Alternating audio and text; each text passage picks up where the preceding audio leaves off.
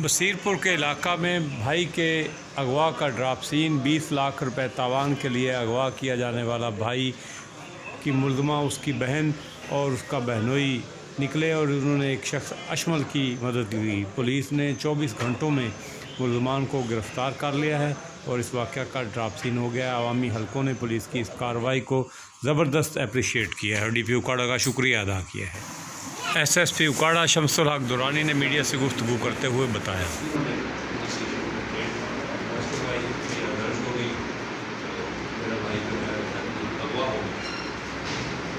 Police ने पहुँच कर और तफ्तीश शुरू हुई। जो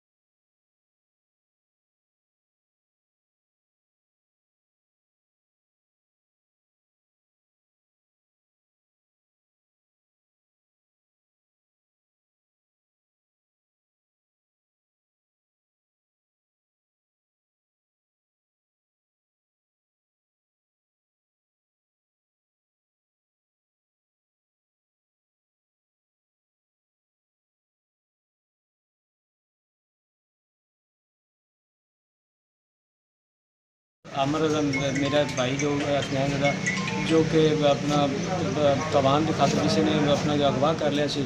मेरा भाई 24 घंटे DPO साहब थे मेरी इलाका की पुलिस ने जो उन्होंने बाज़याब करवाया बगैर किसी मुआवजा बगैर किसी बहुत हमदर्दी तो एक मुहब्बत नाल साढ़े नाल कि सानू ये नहीं पता लगा कि पुलिस ने या साड़ी फ्रेंड या साढ़े दोस्त या साढ़े कोई हमदर्द ने। मैं तो बहुत बेहद मशहूर हाँ जिन्होंने मेरे भाई को 24 घंटे साढ़े हवाले किया। तो मैं DPO साहब का भी बहुत बेहद मशहूर हाँ जो कि जिन्होंने सुबह शाम एक अनथक मिहनत करके अद्धी रात को जो भी असी उन्होंने हाजिर किया फौरन साढ़े को आए साढ़े उन्होंने भाई ने सानू 24 घंटे आज़ाद करवाया। मैं बहुत शुक्रगुजार हूँ।